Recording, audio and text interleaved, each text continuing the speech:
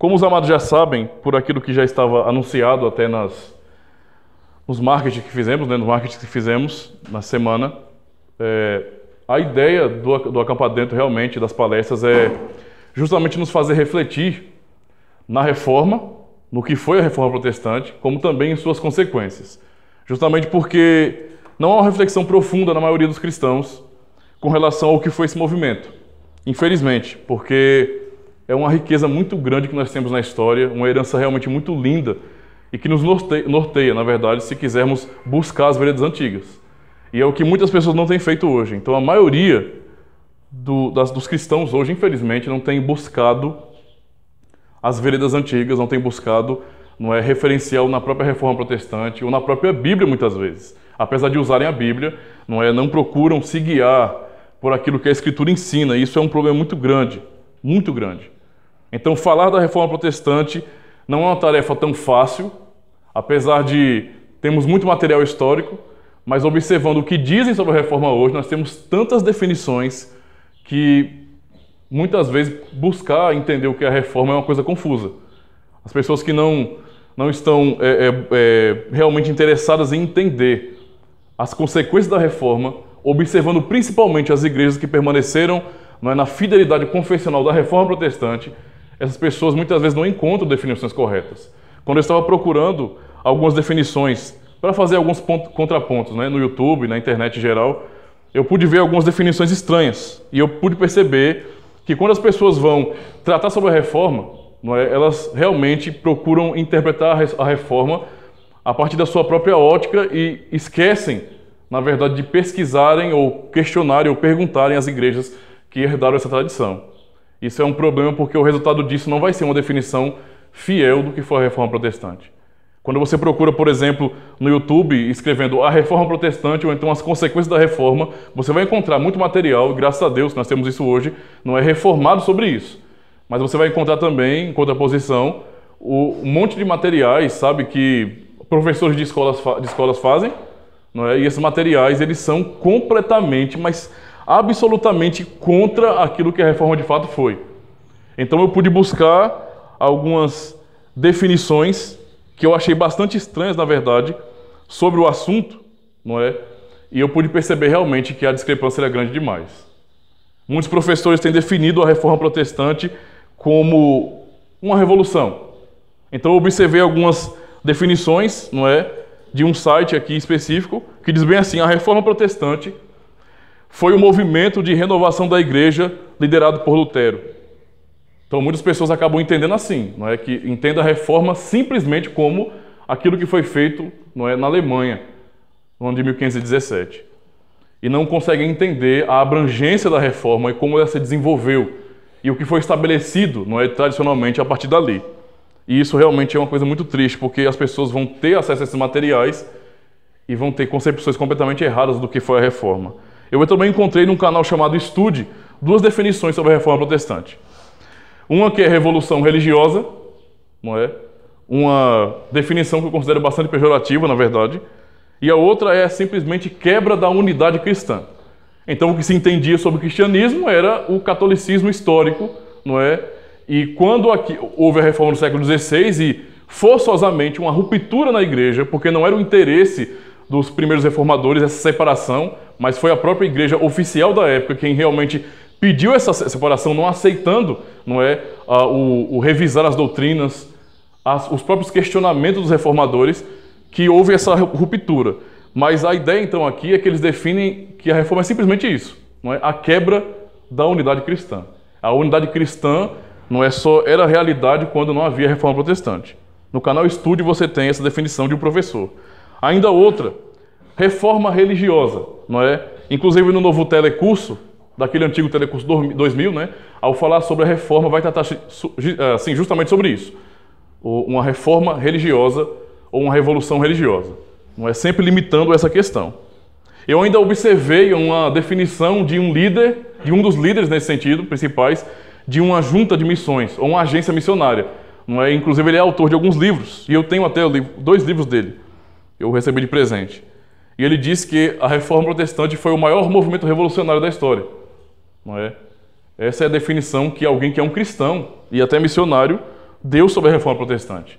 Nós temos também definições um pouco mais tradicionais, que são reformadas, na verdade, não é? Que é essa aqui, uma tentativa de trazer a igreja de volta aos valores bíblicos. Eu peguei essa definição no canal Perguntar Não Ofende, né? O PNO. E, por fim, uma última definição foi a que eu também aprendi no livro do Carl Trueman, não é? Reforma Ontem, Hoje e Amanhã, quando ele diz: a reforma é a tentativa de colocar Deus, como ele se revelou em Cristo, no centro da vida e do pensamento da igreja. Carl Trueman. Então veja as definições, as últimas duas, né, que são realmente reformadas, que explicam de fato uma definição que nós aceitamos sobre reforma, mas em contraposição todas as demais, inclusive de cristãos também, são definições que concordam com a ideia de revolução. É disso que nós somos muitas vezes acusados, mas basta procurarmos um pouquinho mais na história e percebermos a tradição que se formou a partir dali, que a reforma nunca teve por objetivo, não é, o ser uma revolução. Nenhum reformador jamais teve a ideia de fazer uma revolução. Como já disse, a ruptura ela foi algo necessário, porque de fato a igreja, que então se entendia como soberana, a instituição romana, ela não aceitou as doutrinas que foram defendidas pelos reformadores. Ainda que eles tivessem a Bíblia do lado deles, todavia eles se colocaram como sendo superiores. A igreja, a instituição romana é superior à Escritura. E é por isso que não teve como haver mais conversas, certo? Por isso que houve essa ruptura, não é? E não essa simplesmente quebra da unidade cristã. Então, irmãos, nós temos várias definições. E uma delas aqui, que foi mais direta, é a que me deixa mais incomodado, é a ideia de que a reforma foi uma revolução. Talvez a maior revolução da história, como diz aqui um autor, não é? E isso, pessoalmente, particularmente, me deixa incomodado, porque essa definição ela é bastante ofensiva ao que foi a reforma. Você, para definir a reforma como uma revolução, você precisa dizer que o que os reformadores quiseram fazer e o que as igrejas que se reformaram procuraram também fazer foi destruir a igreja. A igreja mãe nesse sentido, a igreja histórica. E não foi isso que aconteceu. Eles de fato quiseram realmente conciliar as coisas, eles procuraram nesse sentido conversar, ter diálogos com os ministros, não é? Inclusive tentar reuniões oficiais, mas de fato eles rejeitaram isso. Então a reforma não pode ser vista como uma revolução. Primeiro porque uma revolução, não é um pensamento revolucionário, é simplesmente você destruir tudo o que foi construído. A ideia é destruir tudo o que foi construído. Quando você olha então para a reforma, por vários pressupostos dos reformadores e por algumas atitudes tomadas ali, você percebe que eles não queriam separar da igreja, que eles não queriam abandonar a igreja oficial e deixá-la. Eles entendiam a igreja oficial, nesse sentido a igreja católica apostólica romana, histórica, como sendo a grande mãe igreja que estava doente, estava muito doente e bastante desviada daquilo que de fato é o verdadeiro cristianismo. E o objetivo deles foi de fato trazer essa nova reflexão para o clero, para a liderança, para que eles pudessem realmente reavaliar como que a igreja estava vivendo e se expressando na Idade Média, ou no fim da Idade Média, na verdade. Então perceba, não foi o objetivo realmente causar uma revolução. Isso é de fato um pensamento bastante ofensivo. Quem pensa assim realmente tem revelado uma ignorância terrível com relação à reforma. Nós poderíamos esperar isso de pessoas que não têm nenhum contato com a palavra de Deus, que não são cristãs, pessoas que em seus canais no YouTube têm definido a reforma como revolução e têm atribuído valores e significados à reforma sem considerar, sem buscar a tradição que foi estabelecida. Nós podemos esperar isso dessas pessoas, mas quando cristãos começam a também dar a mesma resposta e tratar a reforma protestante como um movimento revolucionário, não é? Isso então reflete uma ignorância terrível. Isso mostra que a igreja tem vivido, a igreja quando falo institucionalmente falando, a igreja visível, tem vivido uma crise muito grande de identidade. Nós vamos tratar disso na terceira palestra, na verdade, e isso realmente tem afetado todos os aspectos das comunidades cristãs e as pessoas estão perdidas aí. Aquilo que aconteceu há 500 anos, como nós completamos esse ano 500 anos, não é, de reforma protestante, para muitas pessoas é algo obscuro, eles não têm a menor ideia do que foi aquele movimento. O máximo que eles vão dizer é Lutero, por causa do filme, né? E ainda por causa do filme. Se não houvesse os filmes de Lutero, nem os antigos, nem aquele mais recente, né, que não é tão novo, nem isso eles saberiam. Isso é preocupante, porque tanto reformados que seguem a tradição, como também os evangélicos em geral, uma vez que são protestantes, deveriam saber, não é, de qual salteado o que a reforma é. E deveriam também ser afiados em explicar isso para as pessoas, mas quando são questionados, não podem explicar de fato o que foi a reforma protestante. Tudo isso é uma preocupação muito grande, irmãos, muito grande, não é? Nós temos então algumas consequências imediatas daquele movimento. Temos que cortar então a ideia de que foi uma revolução. Isso tem que ficar muito bem estabelecido no nosso coração. Não foi revolução. Foi uma tentativa de retornar à fidelidade bíblica, como já foi definido aqui. Para entendermos melhor essa definição que não vai discordar daquelas últimas duas que são reformadas, não é? Temos que observar a história da igreja dessa forma, não é? O que foi a reforma? Primeiro, o que nos dá a base para saber a forma original da igreja? É a Bíblia, certo? Então, quando nós olhamos para a igreja, o que nós podemos observar de definição é que, desde a Antiga Aliança, ou dos relatos do Antigo Testamento, a igreja vem sendo formada. E quando nós chegamos no Novo Testamento, nós temos uma igreja plenamente formada, ou seja, nós temos uma forma original e definitiva da igreja. A conclusão do cânon sagrado nos deixa estabelecido o que é a igreja, não é, em todos os aspectos dela, tanto com relação à sua catolicidade, ao que se diz respeito à igreja universal, como também no seu próprio caráter cristão, não é, que é a partir nesse sentido de Cristo, ou da descida do Espírito Santo, para que a igreja fosse e pregasse o evangelho em todo mundo. Então nós temos muito bem definido o que é a igreja. Isso tem que ficar claro. Ao passar do tempo, ao passar dos anos, dos séculos, a igreja foi perdendo, não é, essas características, foi corrompendo essas características, e aquilo que era a forma original agora estava em deforma, em processo de deformação. Então, durante muitos anos, a igreja passou por uma deforma. A queda, nesse sentido, da instituição romana, ela não foi de um dia para a noite, foi algo gradativo. Demorou muito tempo para isso. Quando nós chegamos na Idade Média, ainda assim, por mais que a igreja estivesse muito corrompida com relação ao conceito moral, ao espiritual, ainda assim havia sempre remanescentes fiéis ali. Haviam padres fiéis, haviam homens de Deus que realmente queriam fazer a vontade de Deus, não é? E buscavam também em seu próprio interior a própria reforma também. Você tem histórias de pessoas que hoje são canonizadas, né, como santos para os católicos romanos, mas que foram pessoas realmente piedosas, que não se deixaram corromper com aquilo que a igreja estava absorvendo oficialmente. Mas quando a gente chega no século XVI, quando a história chega no século XVI, nós temos então uma situação onde a Europa não suportava mais toda aquela corrupção moral, toda aquela corrupção espiritual. Não havia mais esperança na igreja. Isso era muito complicado. Então, perceba, tudo isso foi acontecendo de maneira gradativa.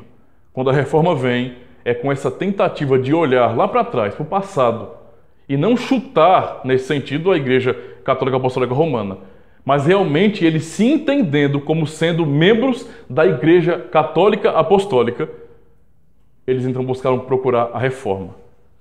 Então a reforma é o quê? É o retorno à Igreja bíblica. É o retorno aos padrões bíblicos do que é ser uma igreja. É simplesmente isso aí. É isso que tem que estar gravado em nosso coração. Observando então, agora finalmente, na parte 2, as consequências imediatas dessa reforma. Nós temos que observar também o que foi a reforma baseado naquilo que aconteceu naquele período e nas consequências que vieram. Então, só observando esse contexto geral, o clero, não é? Ele estava realmente, o clero romano estava realmente se colocando como sendo acima, e aquilo que eles defendiam e buscavam era completamente longe da Escritura. Havia uma crise muito grande na Europa, não é? E há anos, na verdade, há muito tempo, já estava acontecendo isso. Em toda a Idade Média, a igreja passava por muitos problemas, não é? As suas crises realmente estavam destruindo o conceito de cristianismo verdadeiro do que a igreja, e as pessoas que estavam tão sofridas naquele período não podiam olhar para a igreja, que deveria ser a mãe dos oprimidos, a mãe dos necessitados, não é? E as pessoas não poderiam mais olhar para a igreja e ver esperança, porque o que havia era a opressão. Por isso havia tantos confrontos. Por causa disso, o abuso da autoridade do Papa, o abuso do clero, o abuso da instituição, não é? Abuso moral, abuso espiritual, a confusão entre igreja e Estado. Então, na Idade Média havia uma guerra muito grande, uma briga muito grande sobre quem mandava mais. O rei, não é? No caso os reis, ou o Papa. Havia muito essa confusão, certo? Não havia tanta diferença entre Estado e igreja nesse sentido. Então, por exemplo, não havia uma limitação clara para onde o Papa poderia ir, até onde o Papa poderia ir. As suas intervenções no Estado eram grandes demais. Então, muitas vezes, os reis não faziam certas coisas por causa da autoridade do Papa. E aí ficava dividido. Olha, quem tem o poder, então, não é de Estado em um país? É o rei ou é o Papa? Havia essa confusão e havia essa briga de poderes. Então, veja, no meio de tudo isso, nesse turbilhão, as pessoas, os cristãos comuns, os fiéis, é quem amargavam o sofrimento. A igreja cada vez mais crescendo, se fortalecendo como império. A igreja tomando, não é a instituição tomando muitas terras, muitas riquezas, e isso iria também incomodar os reis, os príncipes, a própria economia europeia, não é? Estava um caos por causa disso. Os grupos econômicos, como os feudos, por exemplo, não é? Com seus senhores feudais, também se incomodavam muito sobre isso, porque a instituição que deveria ser aquela que pregaria o evangelho, que daria esperança para as pessoas, estava sendo apenas uma instituição, não é, que buscava poder, poder, sempre poder. Isso era o que mais acontecia naquele período. Para vocês terem uma ideia, no século XVI havia uma ignorância muito grande no clero. Haviam muitos padres quase que analfabetos. Quase que analfabetos. E, inclusive, não é, muitas pessoas ganhavam cargo eclesiástico porque compravam esses cargos. Porque não eram pessoas que estudavam, não é, se dedicavam como servos fiéis para ministrarem a palavra de Deus. Eram pessoas que não conheciam a Escritura, que não conheciam muito bem a tradição, que na verdade eram políticos, mas que compraram o seu cargo na igreja. Um cargo de arcebispo, um cargo de bispo, um cargo de um padre, por exemplo. Tudo isso acontecia. Então você tinha muitos clérigos que eram realmente ignorantes com relação à Bíblia, à teologia, um monte de questões. Tudo isso aí. Não é? Então você percebe, quando a reforma vem, ela vem completamente contra essas coisas e com o interesse de conhecimento dos reformadores. Havia uma ênfase muito grande em conhecimento da palavra de Deus, na doutrina. Não é? Então a gente já percebe esse contraponto muito grande. Essa é a situação de imposição, não é, da instituição romana no século XVI. Então perceba, quando as pessoas dizem, não, a reforma foi uma revolução, mas observem tudo o que estava acontecendo e o porquê, não é, a reforma para a igreja, não é para a sociedade, não, para a igreja teve sucesso. Por que deu certo? Porque reis ficaram do lado dos reformadores? É porque eles também eram todos cristãos? Não. Mas é porque ninguém mais suportava, não é, uma instituição autossuficiente que mandava e punia as pessoas. Ninguém suportava mais isso. Tanta miséria, tanta pobreza e ainda a opressão de uma instituição que chamavam de igreja. Então, quando esse contexto todo de crise é bem estabelecido, você tem um pano de fundo perfeito, então. Quando a reforma vem, as pessoas realmente abraçam a reforma e então há essa ruptura na instituição, não é? E você tem então igrejas agora que se reformaram. Observando agora finalmente a reforma. É justamente isso que acontece quando Lutero, não é, que já havia passado por muitos problemas, principalmente de confrontos espirituais, teológicos, não é? Ele finalmente, em 1517, no dia 31 de outubro, ele lançou as suas 95 teses, afixando na porta da igreja do castelo de Wittenberg, não é, na Alemanha. E ele, colocando lá essas 95 teses, seu objetivo não era o combate à opressão social, por exemplo. Não é, os reformadores trataram sobre isso, sim, mas esse não era o principal foco deles. O foco era teológico, era uma reforma teológica, era uma reforma de premissas. Coisas têm que mudar aqui. Então, o que ele postou nesse sentido, não é? O que ele publicou como as 95 teses, os 95 artigos, era contra as práticas e a doutrina, ou as doutrinas da instituição católica romana. Percebe? Não tinha outro foco nesse sentido a não ser esse. O combate a uma má doutrina, a uma má teologia, não é? E a toda essa corrupção moral que havia então na instituição. Havia muitos problemas e ninguém suportava mais isso. É por isso que quando ele afixou aquelas 95 teses, muitas pessoas realmente ficaram espantadas com aquilo e a reforma deu certo, não é? teve o apoio de príncipes por causa disso. Com isso eu quero dizer que a reforma, ela não teve, naquele período, movimentos revolucionários? Não. Apesar dos reformadores não terem sido revolucionários, eles não tivessem buscado revolução na igreja, ainda assim aconteceram, sim, revoluções. Lembra que nós estamos falando aqui, não é do fim da Idade Média, ou seja, do início da Idade Moderna, da Renascença. Então, a Idade Moderna estava sendo inaugurada ali, e as pessoas não aguentavam mais aquela maneira da Idade Média de viver. E buscaram, de fato, não é, romper com tudo isso e estabelecer, de fato, o que é a Igreja de Cristo, não é, e como a Igreja de Cristo deve viver. Tudo isso aí vai influenciar muito. Por isso que houve esse apoio geral da Reforma Protestante. É claro, entenda, isso é muito importante para nós. Os reformadores, eles tiveram esse objetivo de reforma espiritual teológica na igreja. Só que a situação que a Europa vivia naquele período, não é, era tão agravante que grupos, príncipes, não é, povos não suportavam mais aquilo e então aproveitaram, observando aquilo que Lutero corajosamente fez e que outros fizeram também, não é, eles também embarcaram nisso. E então você tem com certeza certos problemas sociais que vão surgir a partir dali. Porque, afinal de contas, quem está no poder não quer perdê-lo. Se a reforma representa isso, não é? Essa busca pela verdade, mas ela vai ter consequências sociais, então é óbvio que isso vai causar certos problemas. Por que é que a reforma protestante ela trouxe problemas econômicos, sociais? Justamente porque havia uma ligação muito forte de igreja e Estado. Então, mexer na igreja, ou usar aquela linguagem que foi usada num vídeo do YouTube que eu falei, a quebra da unidade cristã, alguém dizer que o Papa ou o clero ou a instituição não são autoridades infalíveis e, portanto, podem ser questionados e pode ser chegado à prova de que eles estão errados, e se estão errados têm que abandonar suas práticas. Logo, muitas pessoas poderiam observar e não, já que alguém lutou contra isso e foi provado e pessoas estão apoiando isso, vamos também embarcar. Vamos também aproveitar essa oportunidade para romper com o poder do domínio católico romano. Por isso que alguns países se separaram, não é? Porque até então havia muitos sacros impérios, não é? Haviam países pequenos, ou até províncias, grupos específicos que estavam também debaixo do poder católico romano. Então, na oportunidade da reforma, é hora de romper. Percebe? Por isso que causou também muitas questões e problemas sociais nesse sentido.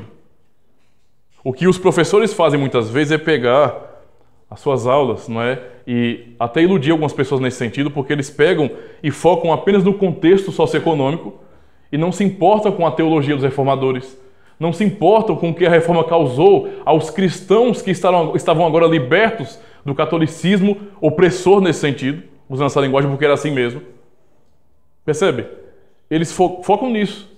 Não é? Vamos mostrar esse lado onde nós temos apenas um testemunho histórico para mostrar os problemas socioeconômicos e não se importam com a vida das pessoas que passaram por uma reforma.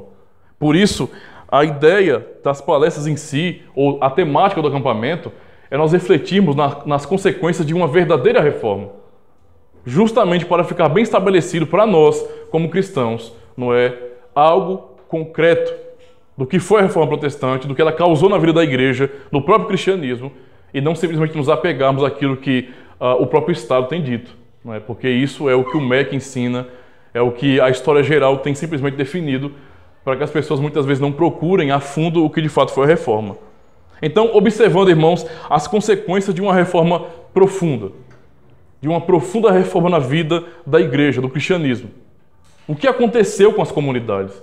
O que aconteceu com aquelas pessoas que agora não estavam mais debaixo do poder absoluto da instituição romana? Para a gente entender isso, é fácil, não é? Além de estudarmos a história, nós podemos definir de maneira mais simples e mais direta com as 5 máximas da reforma. A primeira delas, eu não coloquei na ordem que às vezes apresentam, eu prefiro colocar nessa ordem aqui, não é? A primeira delas, quebrando as premissas, até então medievais, não é? Os pressupostos estabelecidos por tradições e pelo próprio clero. A primeira delas, a primeira máxima da reforma, o solo é a Escritura. Vocês têm que entender, irmãos. Todos nós temos que entender. Qualquer pessoa que vai estudar a reforma precisa entender as consequências disso. O que foi essa doutrina ou essa afirmação, não é? O que isso representou para aquelas pessoas. Isso realmente quebrou o poder, nesse sentido, da instituição. Quebrou. Porque até então a instituição se diz sempre acima da palavra, como formadora da palavra. Mas cristãos sinceros que ali viviam, não é? E que penavam muitas vezes na opressão, eles, ao ouvirem isso, ao compreenderem a doutrina reformada, ou esses princípios da reforma protestante, logo perceberam que isso de fato era bíblico, era verdadeiro, não é? Era completamente, não é, a verdade nesse sentido do evangelho, que nos leva ao próprio evangelho, porque ele está dizendo que homens que são pecadores não estão acima e não podem ser infalíveis. O sola escritura, ele foi afirmado contra a autoridade infalível do Papa, a infalibilidade papal, também a infalibilidade histórica, nesse sentido, da tradição. Então, tanto o Papa era tido como o intérprete oficial, autorizado da Bíblia, aquele que podia interpretar a Bíblia, somente ele, como também a própria tradição, selecionada pelo clero, diga-se de passagem, tradição selecionada, porque a tradição que nós temos, ela também está na história. Mas percebe, eles buscam uma tradição muito mais selecionada que vai concordar com as suas premissas. O sola escritura disse não. Nem o Papa, nem a tradição ou os concílios têm autoridade infalível, porque tudo é produzido por homens, o governo da igreja está na mão de um homem e os concílios são feitos por homens que são todos pecadores. Se é assim, nós não podemos confiar na autoridade do próprio ser humano. Quem tem a autoridade máxima é a Escritura na igreja. Por quê? Porque é um livro histórico? Porque é bom preservar o que é histórico? Não. Porque o pressuposto, não é cristão definitivo, é que a Bíblia é a palavra de Deus. A Escritura é a palavra de Deus. E se nós temos a palavra de Deus para definir quem somos e o que vamos fazer, nós não precisamos que os homens, que as instituições, elas redefinam e alterem a nossa própria identidade como cristãos e digam nesse sentido, em contraposição à Bíblia, aquilo que nós devemos fazer. Então, só na Escritura. Essa é a afirmativa. O Papa era o vigário de Cristo? Era o sucessor de São Pedro, que por sua vez era o sucessor de Jesus Cristo? Não. A Escritura tem autoridade. Existe uma premissa da hermenêutica que é a Bíblia interpreta a própria Bíblia. Não sei se vocês já ouviram isso. Mas como é que teólogos cristãos, a partir da Reforma, eles vão olhar para a Escritura? Eles não vão olhar mais para a Bíblia a partir da própria instituição, a partir da própria tradição ou a partir de si mesmos e dizer bem assim, deve ser desse jeito. Nós vamos entender o texto assim. Não. A partir da Reforma, não é, a interpretação bíblica é a Bíblia interpreta a Bíblia. A própria Escritura tem a chave para a sua interpretação. É comparando o texto com o texto. É observando todo o contexto da Escritura. É lendo a Bíblia como sendo a palavra de Deus que nós vamos compreender, de fato, o que Deus nos ensina em sua palavra. E isso, de fato, é o sola Escritura. A segunda o segundo ponto, a segunda máxima da Reforma, onde eles combateram, a primeira questão que eles combateram, a tradição, a autoridade canônica tanto do clero como também da tradição dos concílios, tudo isso foi combativo. Não é? Tudo isso foi, de fato, combativo. E entendendo só a Escritura, então, eles responderam com sola fide. E qual o peso dessa afirmação? Somente a fé para a igreja. Qual o peso disso para aqueles cristãos sinceros que estavam ali naquela instituição também presos, nesse sentido? Não é? O peso é que, entendendo que a Escritura é a palavra de Deus, eles compreenderam, não é, que essa palavra é o meio pelo qual Deus nos dá a fé. E a fé, nesse sentido, é o único meio,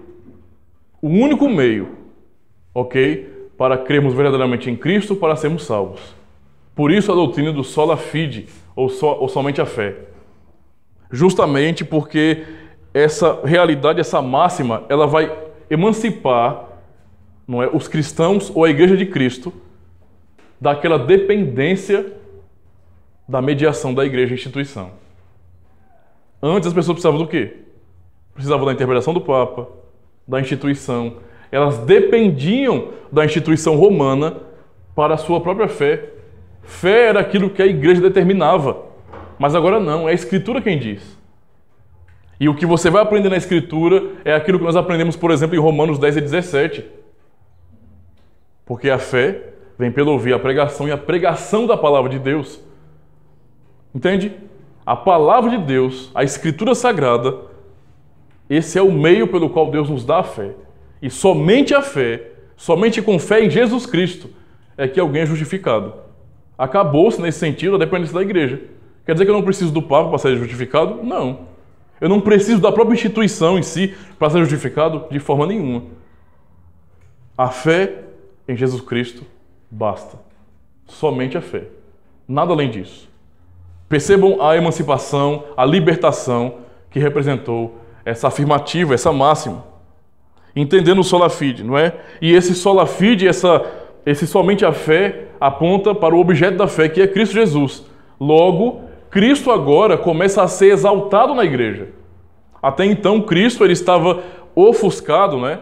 Estava completamente oculto com aquele mundaréu ou aquele panteão de pessoas canonizadas, dos chamados santos. Eram tantas figuras mediadoras que Cristo era só mais uma. Percebe? O poder de Cristo ali limitava-se a uma imagem, o que era colocado ali. Mas as pessoas não refletiam poderosamente na suficiência de Cristo. Não havia isso naquele período. Essa doutrina do sola escritura, do sola fide e do solus Cristo realmente emancipou a igreja e mostrou o caminho da luz. E eles puderam então olhar para Cristo como sendo não apenas um ou mais um mediador, mas sendo o mediador e o único mediador e suficiente Salvador. Então, somente a fé em Cristo, ou solus Christus, somente Cristo salva. A fé não salva, certo? A fé pela fé não vai salvar você. É a fé em Cristo que salva. Então, Cristo simplesmente é aquele que é o suficiente. É aquele que é a razão de nossa salvação, o autor e consumador de nossa fé. É por quem nós vivemos. E essa é a grande realidade, não é, da reforma protestante. Falamos do sola escritura, do sola fide, do solus Christus, em como isso trouxe mudança ao contexto geral, ao coração daquelas pessoas, não é, na igreja em si. E tudo isso nos vem por causa de quê, irmãos? Perceba, a igreja estava em um contexto bastante obscuro, de confusão, de crise de identidade. Como essas coisas nos vieram? O entendimento da Escritura, como a palavra de Deus, e única autoridade máxima na igreja, infalível. O entendimento que a justificação é somente pela fé em Jesus Cristo. Como que isso nos veio? Será que a própria instituição, na pessoa, assim, representada pelos seus líderes, percebeu isso? Não. Isso nos veio pela graça de Deus. Isso é a graça de Deus. Porque o contexto era muito ruim, mas ainda assim, Deus, por sua misericórdia, por sua graça, trouxe essa realidade para pessoas ali, que não suportaram mais segurar a verdade dentro de si. Tiveram que espalhar essa verdade. E é por isso que nós temos a máxima da reforma também, que é o sola gratia, ou somente a graça. Porque tudo isso nos vem pela graça de Deus. O conhecimento, a preservação da Bíblia, a compreensão de que a palavra de Deus, não é, ela é suficiente. A compreensão de que a salvação, não é, ou que a pessoa é justificada é pela fé e não por obras. E que o objeto dessa fé, a razão dessa fé é Jesus Cristo. O autor e consumador dessa fé é Jesus Cristo. Tudo isso nos vem pela graça de Deus. Por isso eles poderão afirmar sola gratia. E por fim, a conclusão, a quinta máxima da reforma, sola Deo gloria. Tudo para a glória de Deus. O que essas doutrinas ou o que essas afirmações causaram à igreja? Irmãos, isso mudou tudo. Tudo, tudo, tudo.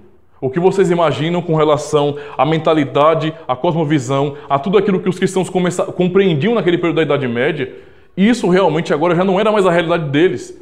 Eles se entenderam não dependentes mais de uma instituição, não é, autossuficiente, mas agora como pessoas que têm contato direto com Deus, íntimo com Deus, por meio de Jesus Cristo. E que fazem parte agora como membros vivos da Igreja de Cristo. Eles não eram apenas membros contados. Eles não eram apenas uma segunda classe ou uma classe inferior, aquela que estava abaixo do clero. Mas eles eram de fato membros vivos do corpo de Cristo. Todo esse benefício, toda a mudança que houve na cosmovisão dos cristãos no século XVI, e a partir dele, deu-se por causa da Reforma Protestante.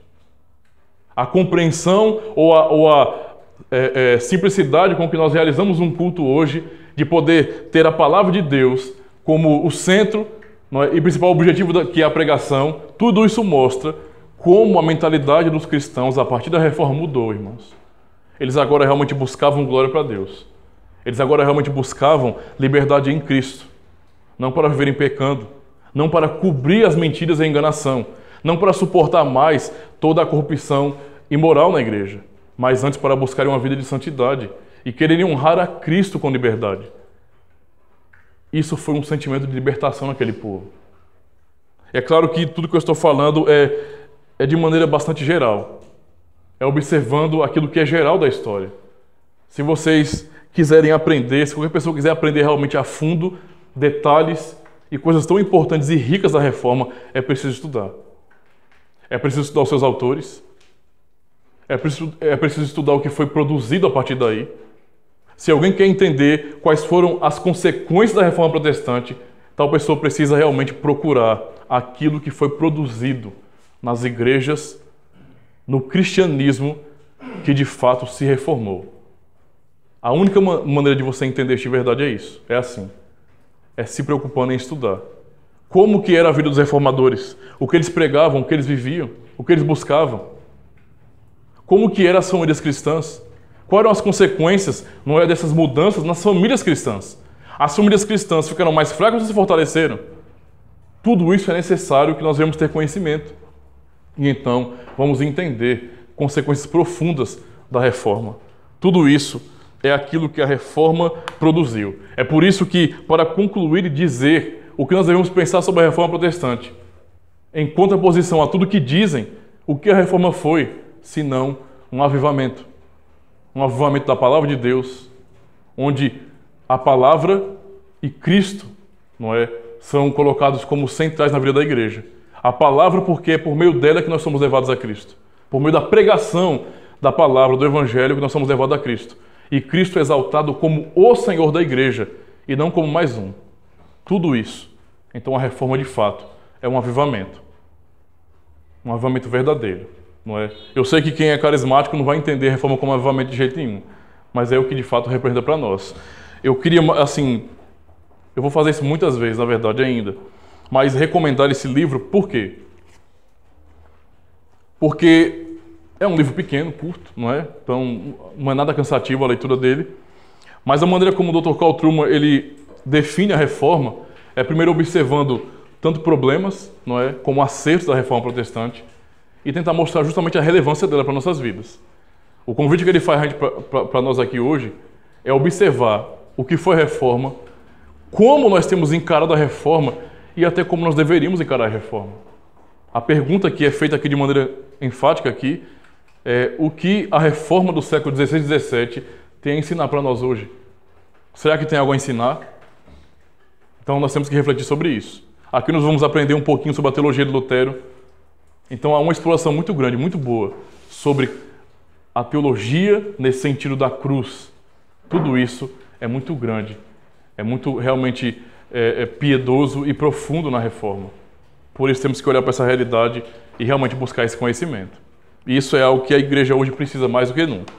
Na próxima palestra, o pastor Lúcio estará falando sobre algo que tem a ver justamente com essas consequências. Eu fiz primeiro essa abertura geral, Não é para tratar de maneira geral do assunto e para introduzir vocês no assunto da reforma. Mas ele vai tratar sobre o assunto que eu entendo ser uma das questões mais profundas com relação às consequências da reforma. Que quando você fala de igreja, de povo de Deus, é impossível não falar de culto. O povo de Deus está envolvido com adoração, sempre. E a mudança disso para um conceito puramente bíblico, para mim, é uma das maiores consequências. Não é? Ensinar a igreja o que é de fato adorar a Deus, para mim é uma coisa profundíssima e necessária para nós hoje também.